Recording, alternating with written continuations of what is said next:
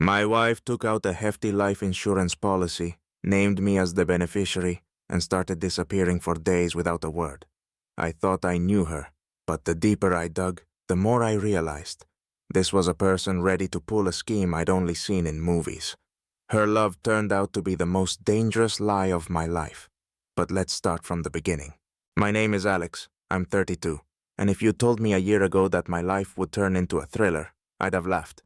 I had a great job, a home, and what I thought was a solid relationship. But 4 years ago, Megan came into my life. Young, lively, caring, or so I thought. She was younger than me, always full of ideas about security and stability, and loved talking about how important it was to be prepared for the unexpected. Life is unpredictable, she'd say with a meaningful smile. When Megan suggested taking out a life insurance policy in my name, I didn't think much of it. Maybe it was her way of being romantic or thoughtful. She assured me it was just a simple precaution. A kind of safety net, she said, like the airbag in a car. This will give you peace of mind if something were to happen to me, she told me, and who wouldn't appreciate a gesture like that? But within weeks, her fixation on the insurance started to feel strange. You need to be prepared for anything, she said one evening over dinner. And it wasn't a sweet just-in-case reminder. It felt like a real warning. I joked about insuring my cat if she was so worried, but she just looked at me as if I'd asked her to skydive without a parachute. Her concern for my well-being was starting to feel increasingly bizarre. She kept coming back to it, as if the world might really fall apart if she didn't have it under control. It all felt unnatural, to say the least. Once the insurance policy was finalized, Megan seemed obsessed with the words safety and precaution. She couldn't go 5 minutes without saying something like, "You wouldn't believe how many accidents happen every day." It wasn't just once or twice. She was bombarding me with these stories. She'd constantly bring up acquaintances who'd landed in the hospital out of the blue or faced some mysterious danger. A couple of times she even said she'd noticed a suspicious car near our house, claiming it always parked in the same spot. One evening, as she was recounting yet another tale of someone following her and her fear that she was being watched, I couldn't take it anymore. "Do you hear yourself? Do you really think some criminal mastermind has decided to follow you around?" I asked, trying not to roll my eyes. Her expression turned icy. "Alex, this isn't a joke. You don't understand how scary it can be." "Oh, really?" I retorted sarcastically. "So scary you had to take out a life insurance policy in my name? Maybe you should just relax and stop overthinking." I thought she'd get the hint and let it go, but instead, she took a deep breath and replied, "You've never been in my position, so you just don't get it. I have every reason to be cautious." Her constant worry about accidents and the doom she seemed to anticipate raised even more questions. It felt like she was waiting for something terrible to happen. But why the obsession with security? After that argument, when I dared to suggest she might be overreacting, Megan began disappearing from the house. And not for a quick errand or a coffee run. She'd be gone for hours, with vague excuses about important meetings or work obligations. At first, I thought maybe this was her way of showing she was independent and busy. But the more it happened, the stronger my urge grew to find out what these important tasks were. One day, I couldn't hold back anymore. She said, as usual, "I need to step out. It's nothing important," without a single mention of when she'd be back. So, I waited a few minutes and then followed her.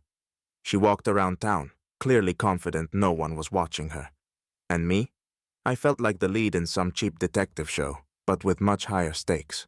She went to a small cafe downtown and sat at a table. I found a spot nearby with a clear view and watched as some guy joined her. He looked about 35, definitely not from her social circle, judging by his business-like demeanor and the way they interacted. There were no friendly smiles, no casual talk. It was strictly business. I sat there thinking, okay, this is odd. What's my wife doing here with this guy without telling me anything? When Megan came home, I was on the verge of exploding. I wanted to confront her right there, but I decided to hold back. If she was hiding something, I'd need a chance to dig deeper. The next day, I got my opportunity. She left her phone in the bathroom, and I took a peek. My heart started racing as I read through her messages. There were texts from the same guy, and they were definitely discussing plans and meetings.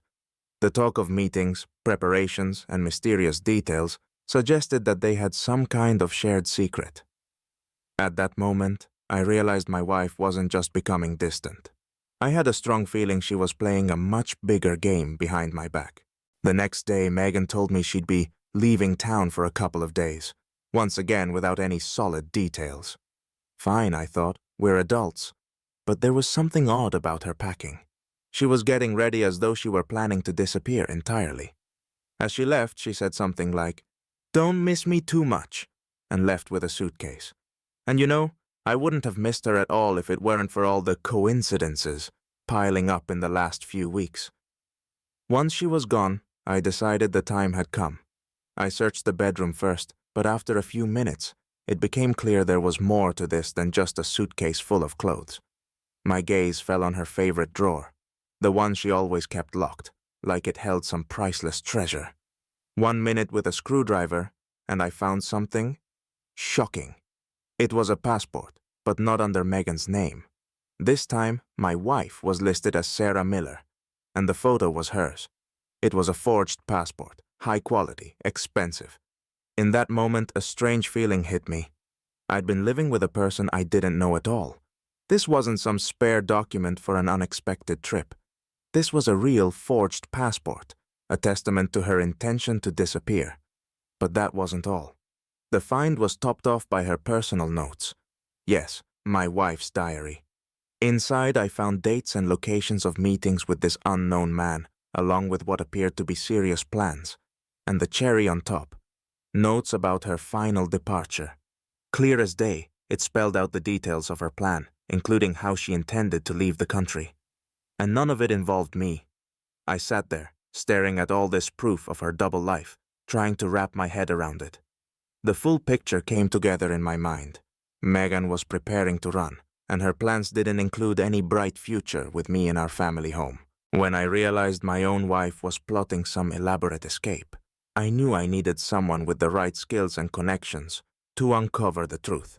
And who better than my old friend John, a seasoned detective with a cynical view of the world. I called him up, barely containing my anxiety, and spilled everything. "John, I think my wife's a professional con artist, and apparently her grand scheme doesn't include me." John was silent for a second, then let out a chuckle. "Well, buddy, looks like we've got ourselves a little investigation to start." From the start, John tackled it with such enthusiasm, it was like this was his personal pleasure, not just a job. He promised to dig up everything he could about Megan's secret meetings and her contacts. "We'll find out who her friend is," he said. "And if she's got a backup plan, we'll learn that too." I felt like a spy movie protagonist, though with zero desire to end up as the victim. A few days later, John brought me the first bits of news. Megan had met with the guy again, and they were clearly discussing serious matters. When John said he overheard them talking about finances, I felt my stomach drop. All this time I'd been part of her plan, and this stranger, as it turned out, was her partner in crime. They had an entire scheme, and it looked like I was a crucial part of her genius plan to disappear. But that wasn't even the worst of it. John dug even deeper, deep enough to uncover her life insurance policy. And this was when I discovered the real monster. Megan had taken out a policy for such a huge amount that I'd be almost a millionaire if anything happened to her. Either she was planning to make me rich, or just found a clever way to milk the insurance. Her plan to disappear was crystal clear now. This wasn't just an escape, it was a carefully orchestrated plot. When John told me about the insurance payouts, my head was spinning. This wasn't just random behavior, but a calculated scam meant to set her up with a new life and a fresh passport. She'd been planning to start over with my money, leaving me totally in the dark. With John, we mapped out a clear plan. We gathered everything we could use as evidence of her elaborate scam. Meeting notes, photos, text messages, even the insurance where Megan had conveniently listed me as the beneficiary in case of her accidental death. The whole puzzle was coming together into a chilling picture. She was planning to vanish and was just waiting for the right moment. I decided it was time to ask her a few questions. When Megan came home after another one of her disappearances, I was waiting in the living room, acting casual. Inside, I was seething, but showing that would be too easy. "So, darling, how's all your work going?" I asked nonchalantly, keeping my eyes on her. She froze for a moment, then forced a smile. "Oh, you still remember that? I told you it's just work, nothing interesting," she replied, as if everything were perfectly normal. Not likely. "Work, huh? And what kind of work is so demanding you're gone for days on end?" She tried to wave me off calmly, but I could see her nerves were on edge. "Alex, you're blowing this way out of proportion. You seem to be craving some drama," she said coolly. I smirked like I believed her and kept watching. And then, one evening, I caught her red-handed. She thought I was asleep, but I heard her rummaging in the closet. Peeking around the corner, I saw Megan opening a suitcase, carefully packing everything she'd need for her grand escape. Fake documents, large amounts of cash, all the evidence that her disappearance was imminent. Now it was obvious. The final stage of her plan was about to begin. She planned to vanish, leaving me with a shattered relationship and a puzzle for the police to figure out. But this time, I wasn't going to sit back and let it happen. When Megan finally decided it was time for her grand exit, I was ready. That evening, she wandered around the house with her suitcase, checking that everything was in place. I sat in the living room, waiting for her to make her move. When she finally headed for the door, I stood up and, as casually as possible, said, "Hey, where are you headed with that suitcase?" She froze. Her eyes widened, but she quickly tried to pull herself together. "Oh, it's just a work trip. I have a lot to take with me, so I thought a bigger suitcase made sense," she stammered, nervously adjusting her hair. "Really? Well, then you might need to take this with you, too," I said, laying everything I'd found on the table. Her texts with her business partner, her lovely fake passport, notes about their meetings, and of course, the insurance policy. All her secrets laid out, as if the darkest movie plot had been revealed in one moment. She tried to spin the situation her way. "Seriously? You went through my personal things? Violated my privacy?" She shot back indignantly, like I was the villain here. But her face gave her away. She was in full-blown panic. "Yes, I did, because I'm not about to be the last fool in your insane scheme," I replied with a smile. She fumbled, muttering something about necessity, but I saw her confidence fading fast. I stayed as calm as a snake, knowing my next move would turn her world upside down. "I think you'll need to explain yourself to more than just me," I said, and called the police. The officers arrived quickly, almost like they were waiting around the corner. Megan tried to play it off as a big misunderstanding, but when they held up her fake passport and documents, she practically stopped breathing.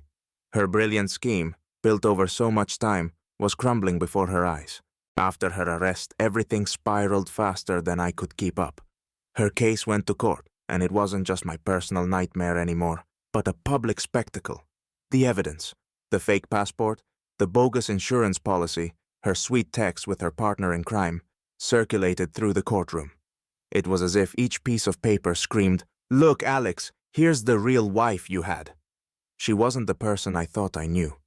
I sat in court, listening to it all, trying to keep myself together. Yes, it hurt like hell. This wasn't just betrayal. It was like being hit by a truckload of betrayal. But with the pain came an odd sense of relief. It was as if someone had lifted a 1,000-pound weight off me, and finally, I could breathe. I realized I wasn't the one being betrayed. I was just free of the illusion. Her actions may have cost me my trust and peace of mind, but they freed me from a cage I hadn't even noticed.